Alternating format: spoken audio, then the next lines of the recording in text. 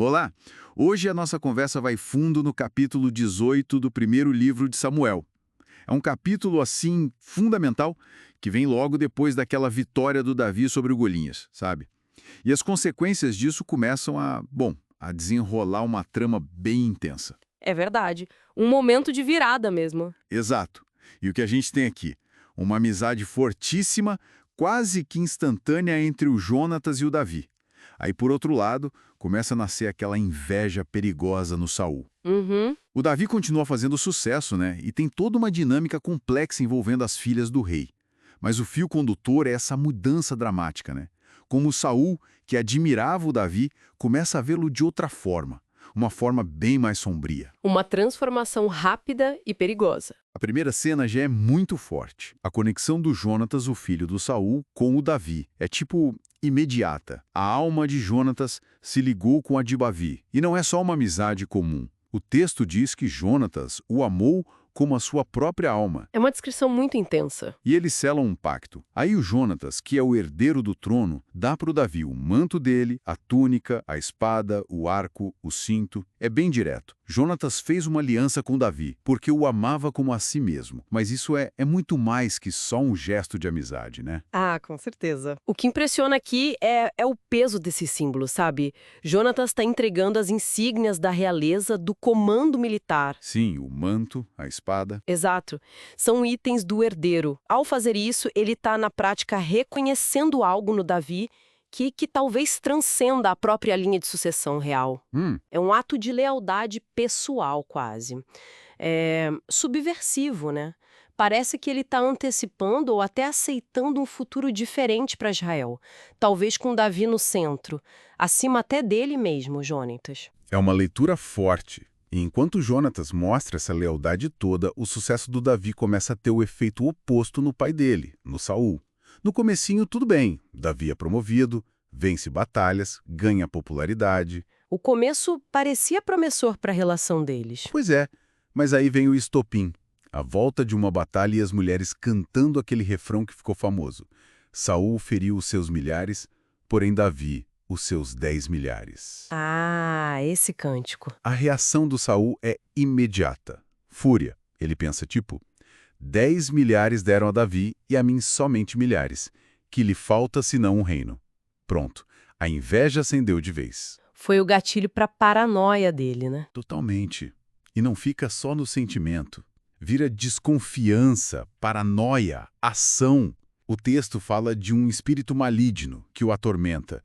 Algo que talvez hoje a gente interpretasse como, sei lá, uma angústia profunda, instabilidade. Uma perturbação psicológica, talvez. É.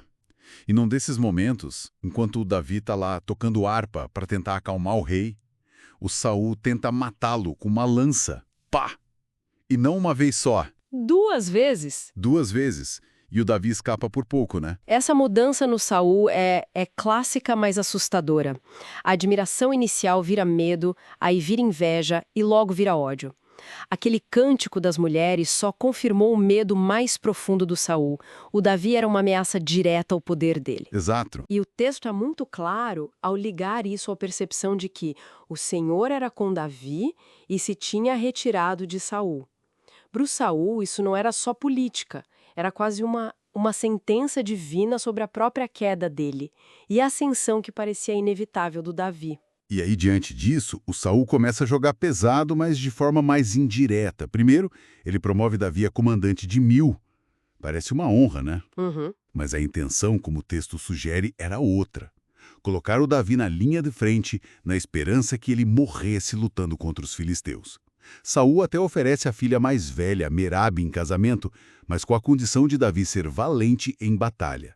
A ideia era que minha mão não seja contra ele, mas sim a dos filisteus. Uma estratégia bem calculada para se livrar dele. Só que o plano falha. A Merabe acaba casando com outro. Mas aí entra em cena a outra filha, a Mical. E olha só, ela amava o Davi. Ah, a Mical. O Saul vê nisso uma nova oportunidade. Uma armadilha, talvez. Mais sofisticada. Ele pensa, vou dar Micael a ele para que ela lhe sirva de laço e para que a mão dos filisteus seja contra ele. De novo, os filisteus como ferramenta. Usando a própria filha como isca. Exato. E a condição para o casamento. Um dote bem macabro e perigoso. Sem prepúcios de filisteus. Quando Davi fica sabendo, ele até dá uma hesitada. Fala algo como: acham que é pouca coisa ser genro do rei, eu, um homem pobre sem importância? Mas ele aceita o desafio. E não só aceita. Ele vai lá e não só cumpre, como dobra a meta, traz 200. É fascinante e ao mesmo tempo terrível ver essa manipulação do Saul. Ele usa as próprias filhas, o casamento, o perigo da guerra, tudo como ferramenta para tentar eliminar o Davi sem sujar as próprias mãos diretamente, né? É muito cálculo. Mas a ironia é gritante. Cada plano dele falha e pior, pro Saul só aumenta a fama e o sucesso do Davi. Ele sobrevive, cumpre a tarefa impossível em dobro e ainda por cima ganha uma esposa que o ama e que vai ser leal a ele. Complica ainda mais para o Saul. Exatamente. O resultado só intensifica o medo do rei. O texto diz isso claramente. Vendo Saul que o Senhor era com Davi e que Mical, sua filha, o amava, Saul temeu ainda mais a Davi. É quase como se, ao tentar desesperadamente impedir o destino, Saul estivesse, na verdade, pavimentando o caminho para ele acontecer. É isso mesmo. Então, fazendo um balanço desse capítulo 18, a gente vê essa ascensão meteórica do Davi, né? Vê a lealdade impressionante e inabalável do Jonatas e, num contraste total, a paranoia e a hostilidade do Saul só crescendo. Uma teia complexa. Uma teia muito complexa de relações familiares, de poder, de inveja se formando ali, e apesar de toda essa oposição, o Davi continua brilhando. Como o capítulo encerra?